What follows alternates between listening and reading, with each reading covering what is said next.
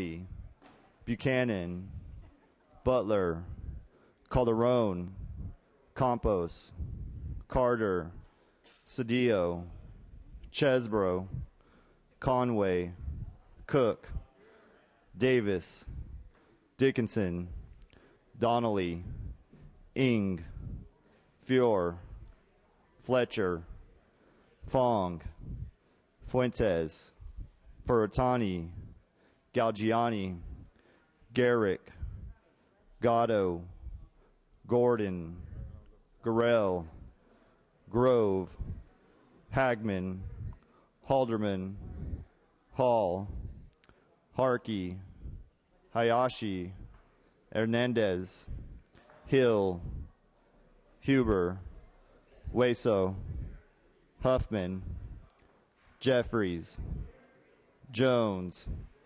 Knight, Lara, Logue, Lowenthal, Ma, Mansour, Mendoza, Miller, Mitchell, Monning, Morrell, Nestande, Nilsson, Norby, Olson, Pan, Perea, V. Manuel Perez, Portantino, Silva, Skinner, Smythe, Solorio, Swanson, Torres, Valadeo, Wagner, Wykowski, Williams, Yamada, Mr. Speaker.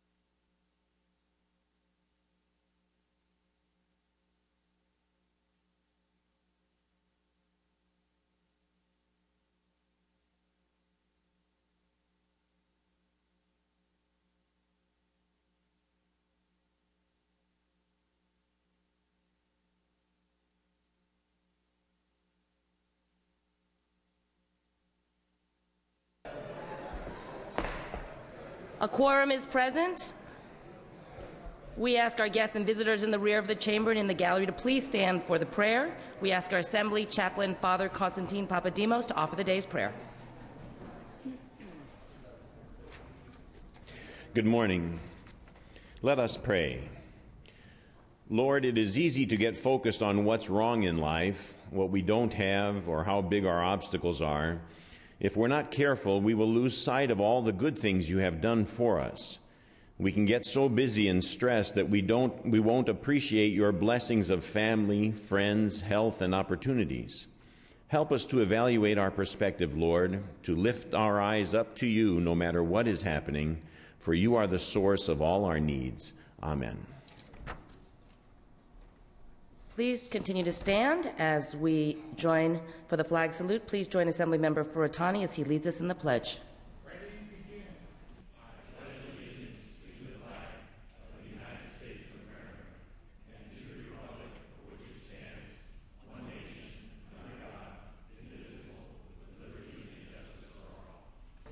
You may be seated.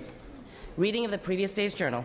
Assembly Chamber, Sacramento, Wednesday, March 2nd, 2011. The Assembly met at 7 a.m. Honorable Assembly Member Browning presiding, Chief Clerk E. Dustin Wilson at the desk, reading Clerk Timothy Moore. Then reading. The roll was called. Ashajian, Alejo, Allen, Amiano, Atkins, Bell, Berryhill, Block, Blumenfield, Bonilla, Bradford, Brownlee, Buchanan, Butler, Calderon, Campos, Carter, Cedillo, Conway. Mr. Calderon moves and Mr. Hagman seconds that the reading of the previous day's journal be dispensed with. Presentations of petitions, there are none. Introduction and reference of bills will be deferred. Reports of committees will be deemed read and amendments deemed adopted. Messages from the governor, there are none. Messages from the Senate, there are none. Motions and resolutions.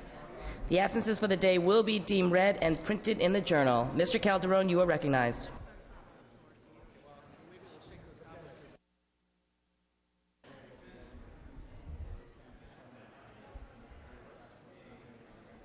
Yes, Madam Speaker and members, I request unanimous consent to suspend Assembly Rule 45.5 to allow Assembly members Alejo Mendoza to have guests and photographers on the floor today. Without objection. Also, I request unanimous consent to suspend Assembly Rule 118 to allow Assembly member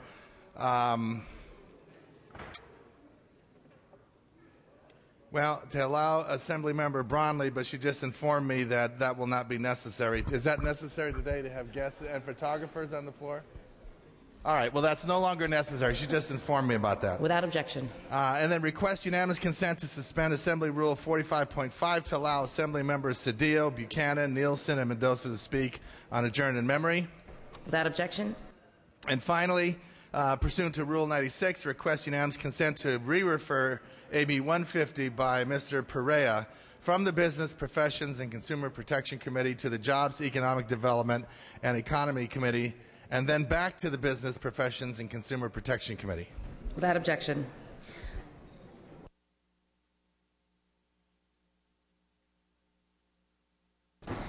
We will recess the regular session for the purpose of convening the first extraordinary session.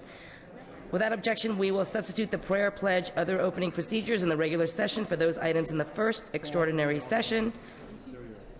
We are in the first extraordinary session. There are items on second reading today. Clerk will read. Assembly Bill 13 and Assembly Bill 14. All amendments will be deemed read and amendments deemed adopted. The first extraordinary session is recessed upon the call of the Speaker. We are now back in the regular session.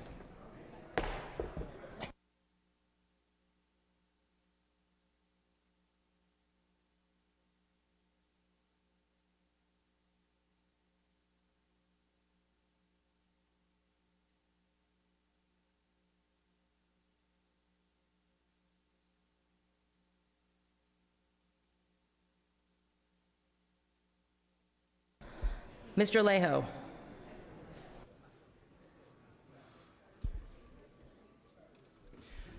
Members, thank you, Madam Speaker and members. It is my privilege and my honor this morning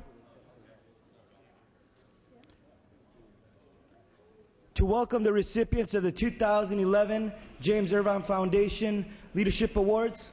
The James Irvine Foundation Leadership Awards highlight and support the work of individuals throughout the state of California who share a record of advancing innovative and effective solutions to California's problems. Each recipient of this prestigious award receives $125,000 to support their work that benefits the people of the state. Members, please join me in welcoming this year's recipients, which are, first, Dr. Judith Broder from the Soldiers Project in Los Angeles. Dr. Broder has organized a network of volunteer therapists to offer much-needed free counseling to veterans of the Iraq and Afghanistan wars and their families. Second, Tim Carpenter from Engaged in Burbank. Mr. Carpenter is changing the way thousands of elderly Californians experience aging by turning affordable senior housing communities into vibrant centers of learning, wellness, and creativity. Dr. Stephen Pantelat from UCSF's Palliative Care Program in San Francisco. Dr. Pantelat is fostering a new approach to care for patients with life-threatening illnesses based on matching treatments to their goals and improving the quality of life. My constituent, Dory Rose-Inda, from the Agricultural Workers Access to Health Project in Watsonville. Ms. Inda has developed an innovative model that ensures low-wage workers with work-related injuries have access to medical treatment and benefits under the Workers' Compensation Program. And lastly, Martha Ryan from the Homeless Prenatal Program in San Francisco. Ms. Ryan has partnered with women who have overcome adversity to create an innovative social service center that benefits the lives of thousands of families. On behalf of the State of California and the State Assembly, please welcome and congratulate these award recipients.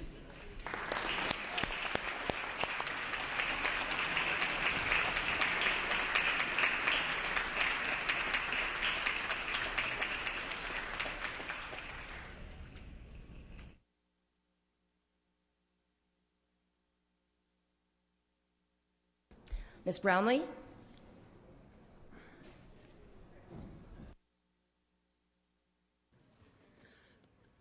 Thank you, Madam Speaker.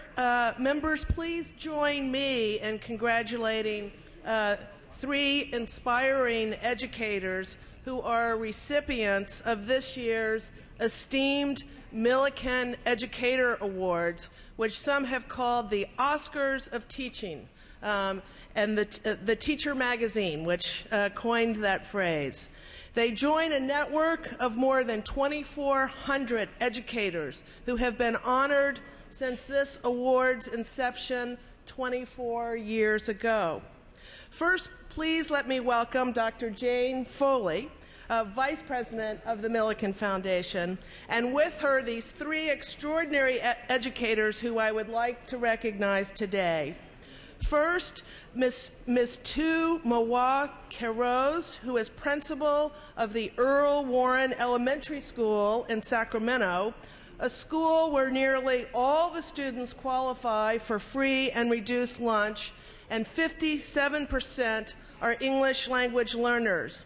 Ms. Mawa Keros created a Saturday school for English learners so that they could get additional resources and instruction that they needed to excel. With her leadership, Earl Warren outperformed 30 other similar schools in her district. Next, we have Ms. Tamarara Garfield.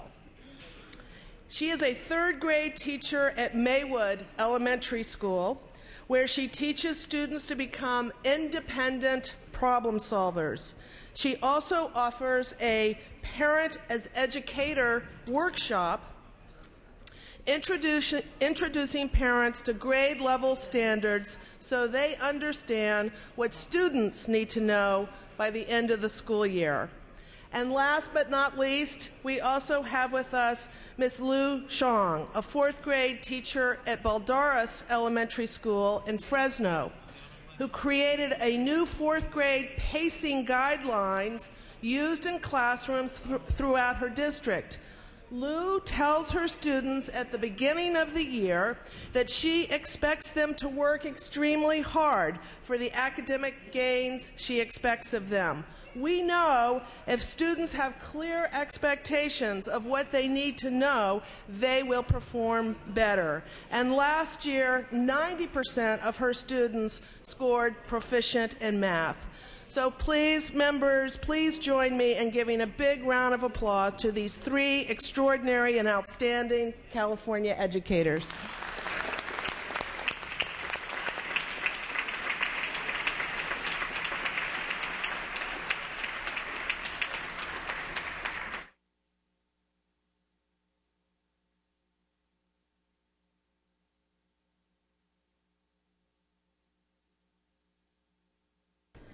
Business on the Daily File, Assembly, 3rd reading. File item 1, ACR 10. Clerk will read. Assembly concur in Resolution 10 by Assemblymember Dickinson relative to California Arbor Week. Mr. Dickinson.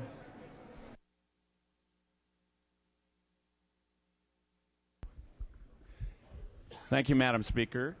Members, ACR 10 proclaims March 7th to March 14th as California Arbor Week. Arbor Week has long been celebrated in California on the birthday of Luther Burbank, encouraging Californians to maintain tree resources throughout the state. It's particularly important here in Sacramento, the city of trees.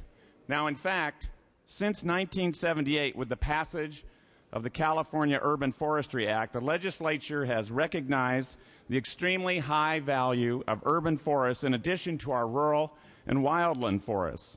For example, the legislature declared over 30 years ago that trees are a vital resource in the urban environment and are a valuable economic asset in our cities. They help maintain or increase property values, attract new businesses, reduce energy consumption, reduce air pollution, reduce noise, and protect urban water resources.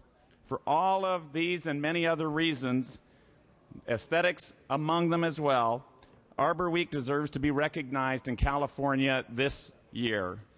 I respectfully ask for your aye vote and ask that the first roll call be to add co-authors. Thank you. Okay, members, seeing no further questions or debate, Mr. Dickinson is asking for the first roll to be open for co-authors. Clerk will open the roll. All members vote who desire to vote. This is for co-authors. Members, co-authors. All members vote who desire to vote. All members vote who desire to vote.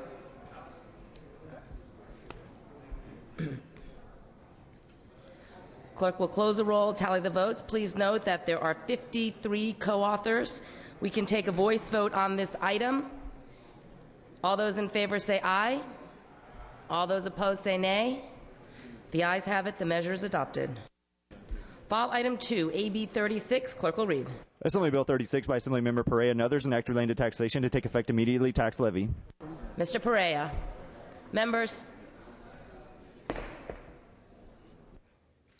Madam Speaker, members, last March, sweeping changes to health care were enacted on the federal level.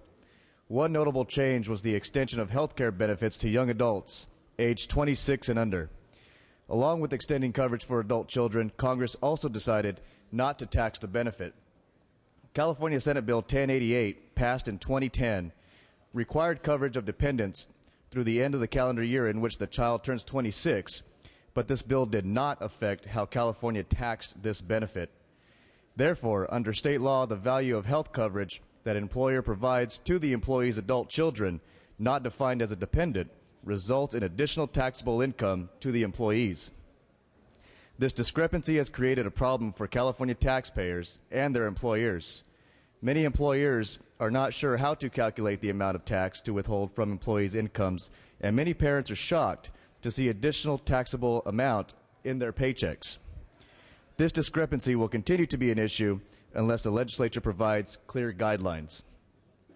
AB 36 will solve the problem by bringing state tax law in conformity with federal law and alleviate employer workload, as well as lighten the tax burden for parents electing to add their adult children to their health plan.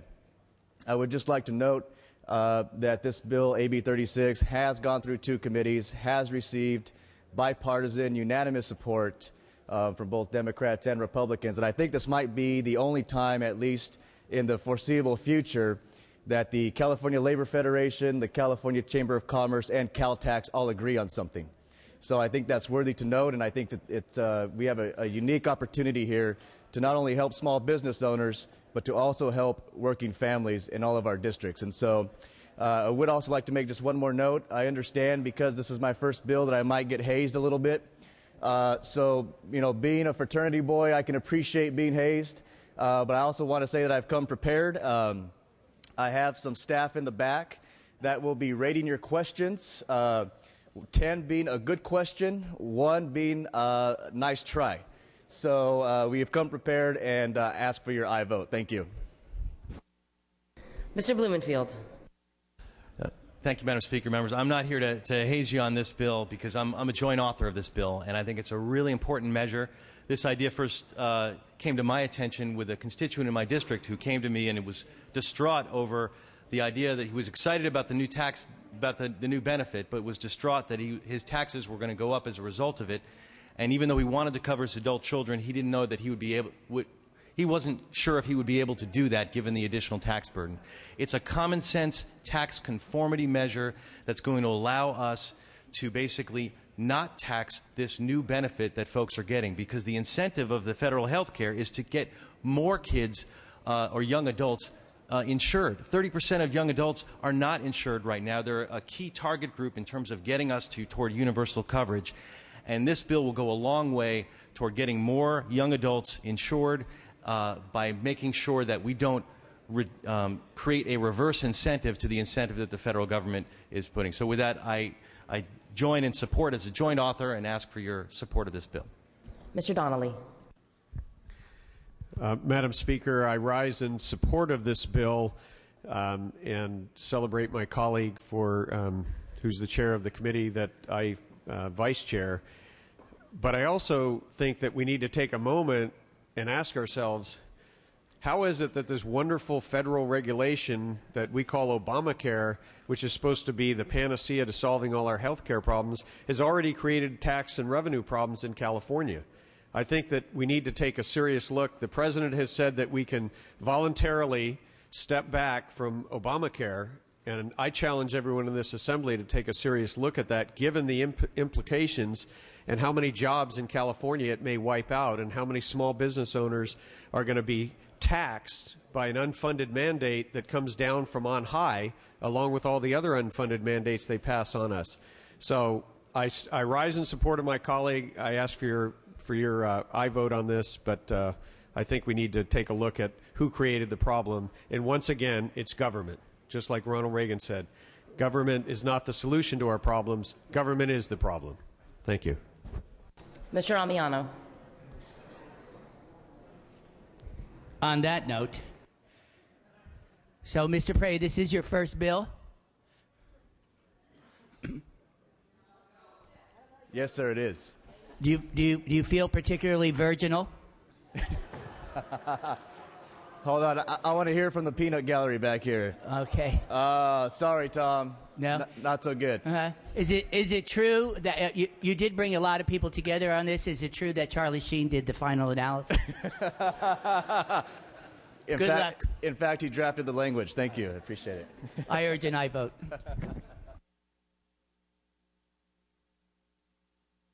Seeing no further questions or debate, clerk will open the roll. All members vote who desire to vote. All members vote who desire to vote.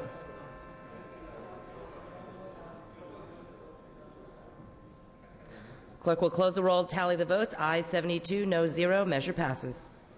File item 3, AB 50. Clerk will read. Assembly Bill 50 by Assemblymember Hill, an act relating to taxation to take effect immediately. Tax levy. Mr. Hill. Thank you, Madam Speaker and members. AB 50 has had no opposition and has received unanimous bipartisan support. This bill addresses a tax issue that came up as a result of the San Bruno gas explosion on September 9th in my district. As the recovery efforts began in San Bruno, the Red Cross, PG&E, and the city of San Bruno made contributions and relief payments to a lot of the victims. These payments varied from a few $1,000s to $50,000 from PG&E. The funds were used to provide disaster relief, transportation, housing, food, replacement of vehicles to those victims. This bill designates those payments associated with the explosion in San Bruno as qualified disaster relief payments for state tax purposes. Finally, AB 50 provides the relief for victims who sell their home to PG&E due to the destruction. I respectfully ask for your aye votes. Seeing no further questions or debate, clerk will open the roll. All members vote who desire to vote. All members vote who desire to vote.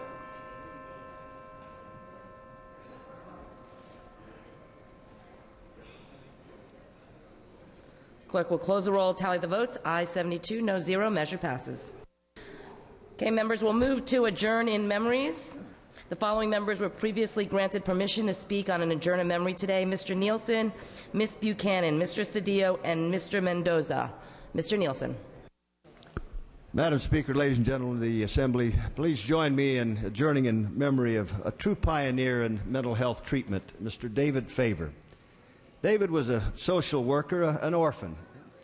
Got his degree in sociology and actually later got an honorary doctorate degree. But he dedicated his life to serving those mentally ill in the rural counties of California. And at the time when the deinstitutionalization of our state hospitals occurred, there was not much out in the community for individuals with mental health challenges or, in fact, developmental disabilities. And David Favor was a pioneer of providing those services, later starting his own company, Victor Treatment Services. And the last of those who were deinstitutionalized were the deaf, and he created the very first programs in the community for the deaf. Truly a pioneer that dedicated not only his career hours, but thousands of volunteer hours in his community. A truly good-hearted man. His Victor Treatment Centers were one of the models, or still are the model, for community treatment for our needy citizens. Mr. David Favor is survived by his wife Sharon, children Michael, Ray, Penelope Favor Wiley, and 2 stepchildren, Kate Hiller and Jake Weber, 10 grandchildren. I'm proud to say he was a good friend of mine and a true pioneer in treating those needy citizens. Ms. Buchanan. Thank you very much, Madam Speaker and colleagues. I rise today to celebrate and honor the life of Margaret Peg Kovar, who was Walnut Creek's first woman mayor. Her service on the Walnut Creek City Council spanned 2 decades and 3 terms as mayor. Her involvement in politics began like many women in the 60s who were stay-at-home moms with young children and wanted to improve their communities. When Peg moved to Walnut Creek with her husband Fred in 1966, she became a member of the League of Women Voters, which later led to decades of leadership and community involvement. In addition to being on the council and mayor, Peg went on to become the first president of Save Mount Diablo. In the late 1960s, as a private citizen, she took on a developer who proposed building condominiums on what is now the Shell Ridge open space. She led a group that was able to convince voters to pass a $6 million bond to purchase and preserve the 1,800 acres of land.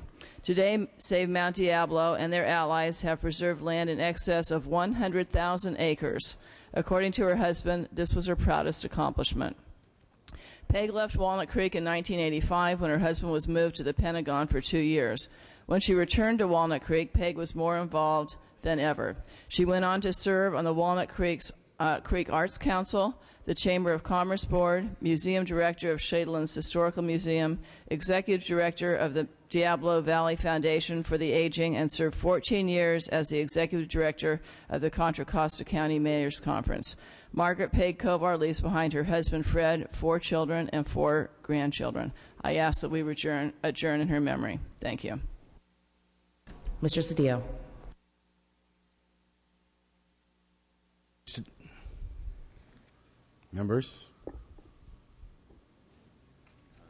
Members, today I rise in the memory of Commander Faustino Pepin Baclic. Pepin was a famous World War II Filipino-American war hero. He was a POW. He was a survivor of many, many battles, including the Death March. Mr. Pepin was also a hero in the Filipino-American community after the end of World War II. Members, in 2000, I authored, and this legislative body passed the California Veterans Benefit for Filipino veterans. During World War II, as the world united in one broad united front against the war against fascism, 200,000 Filipino veterans joined members of our military and fought side by side in this united front to defeat fascism.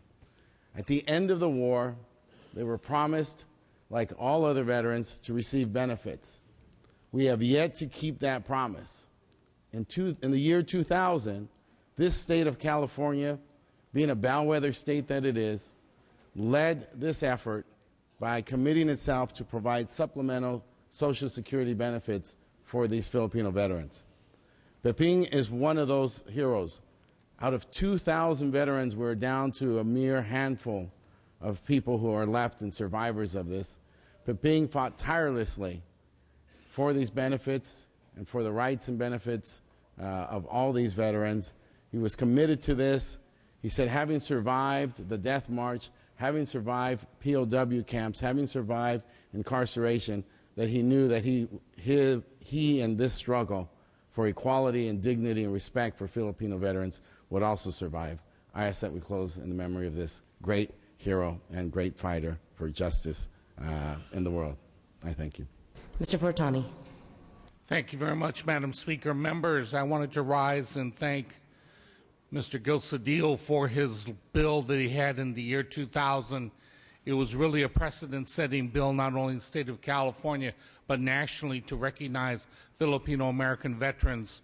Also, Member Paul Cook has been very vigilant about this issue as well, acknowledging the role that these Filipino scouts, as they were called, played during World War II. They were the ones when General MacArthur left the Philippines, they were the one waiting for him to come back. And when he did come back, as they did all the time they were fighting during World War II, they were not only heroes for the Philippines, they were heroes for all that were fighting against fascism. Mr. Pepin Baclig was the small guy, just a spirit and an energy that went far beyond his physical limitations. He is someone that's been a leader in the Filipino-American community around two issues. Secretary of the Interior was just in Delano about 2 weeks ago, where they designated Agabayani Village in 40 acres as a part of the United Farm Workers tradition and legacy, but specifically focused on Filipino-American farm workers that they call Manongs. And Pepin Baclig was the other group of Manong seniors that really were the ones that set the cornerstone for the Filipino-American community as veterans, as scouts, and as people that were affected after the war by the Rescission Act, which they were the only group that fought under the American flag that had veteran benefits taken away from them. So it's been an ongoing battle led by Mr. Cedillo and others to get these benefits. There was a bill last year at the federal level that very nominally did something, but as Gil said very clearly and very poignantly, we only have a handful of them left, and losing Mr. Baclig is a big loss for our community. Thank you. Mr. Mendoza. Thank you, Madam Speaker. Members, I'm here to adjourn in memory of Lance Christie Corcoran. He's a beloved father, son, brother, uncle, fiance, and friend that passed away this Sunday, February 27th. After fighting for almost a month and defying many odds while showing his strength and warrior spirit, his heart finally gave out at the young age of 47. Lance grew up in Fair Oaks, California, where he graduated from Bella Vista High School in 1982. In 1986, he joined the California Department of Corrections as a correctional officer at Susanville, where he became a union activist with the California Correctional Peace Officers Association. Lance became the face of CCPOA, where he fought passionately for the rights of all California correctional officers, and in the words of Mike Jimenez, the president of CCPOA, Lance cared deeply about the men and women that wear our badge. Lance's career with CCPOA spanned more than 20 years, in which he served as union lobbyist, executive vice president, and spokesperson for the 32,000-member organization. CCPOA was his passion. Lance leaves behind his three sons, Ian, 21, Michael, 18, and Dylan, 9, his beloved parents, Tim and Barbara Cochran, his adoring fiancée, Sunday Lyons, and his two sisters, Tammy Carnell and Candace Cochran Stewart, and a host of other family members and many longtime and loyal friends and colleagues. He will be sorely missed. Through a memorial resolution by myself and also Assembly members Ma and Dickinson, we are celebrating the accomplishments and legacy of the distinguished and caring man. I would like to ask that you join me in celebrating the memory of Lance and welcoming his family at the rear of the chambers. Thank you.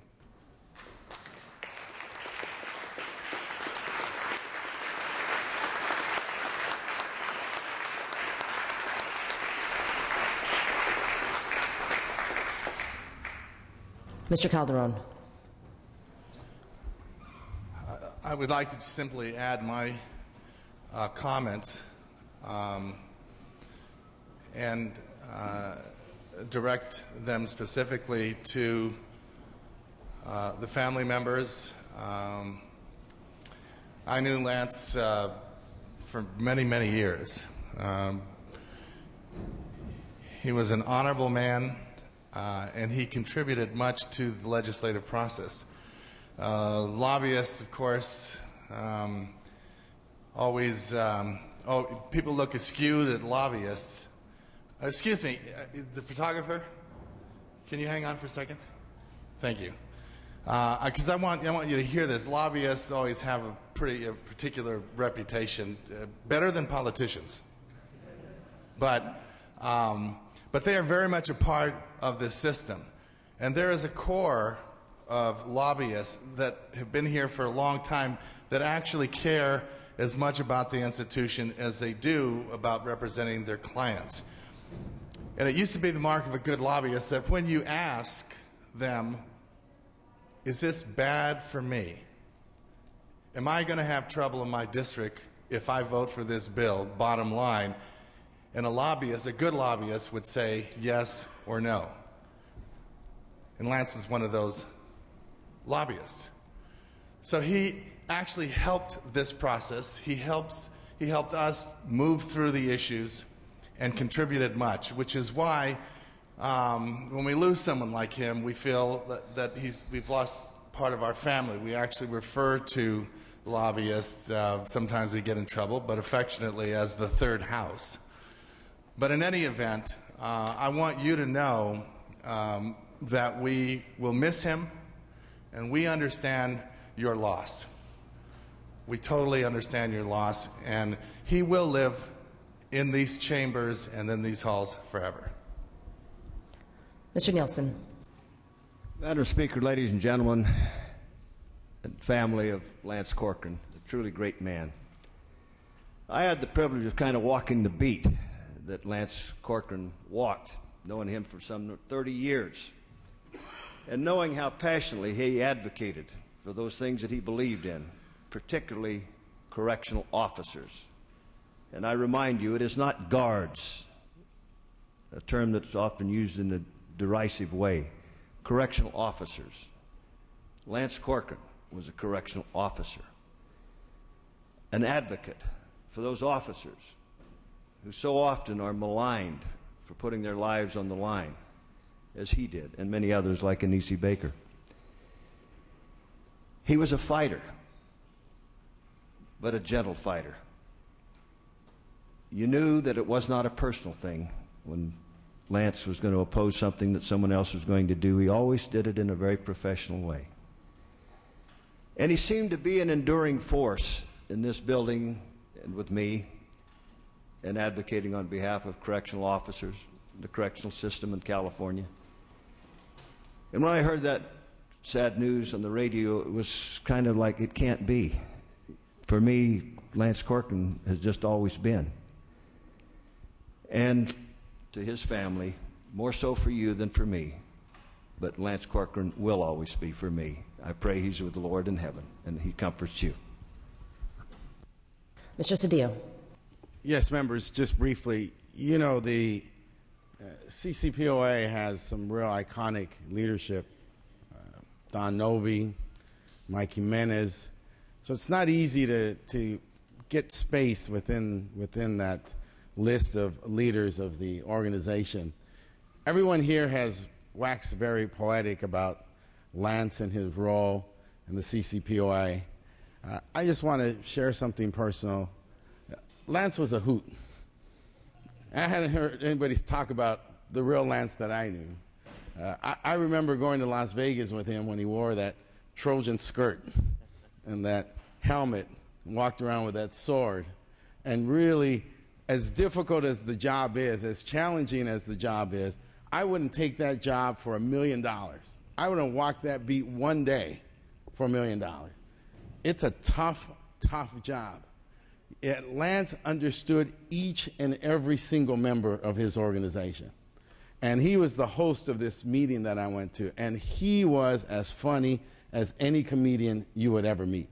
And you know that. And maybe he had to use that humor to blunt all the challenges that confront his work and the work that he had, not only as an officer, but also as a representative of those men and women who walked the toughest beat. And he understood their life, and he understood their culture, and he understood their day-to-day challenges. And so he was just an extraordinary leader that you could tell the members loved. And they would joke with him and goof with him, and he was just a hoot. I mean, he was just as outrageous as you could be in that job. And so I just wanted to share some personal experiences with him.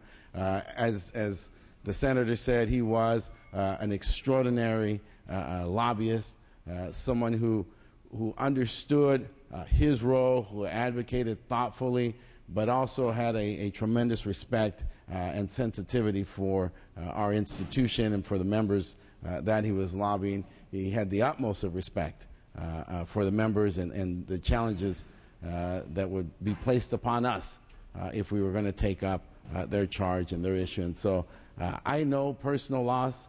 I know how difficult it can be. God will carry you through this. But let me say this. One thing that will carry you through this is the great fond memories of that great smile, that great character, and that outrageousness of who he could be at the right moment. So God bless you, and thank you for sharing that great leader with us and his great character. Thank you and amen. Thank you, members. Please bring the names to the desk to be printed in the journal. The session schedule is as follows. Friday, March 4th, no session, no check-in session. Monday, March 7th, floor session at 12 noon.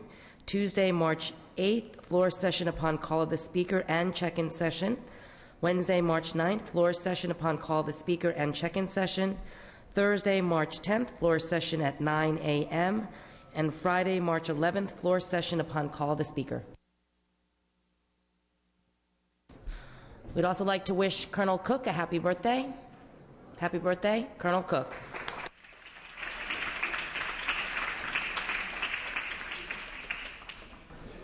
All other items remaining will be passed and retained. All motions shall be continued. I'm ready to entertain a motion to adjourn. Mr. Calderon moves and Ms. Conway seconds that this House stands adjourned until Monday, March 7th at 12 noon. Quorum call is lifted.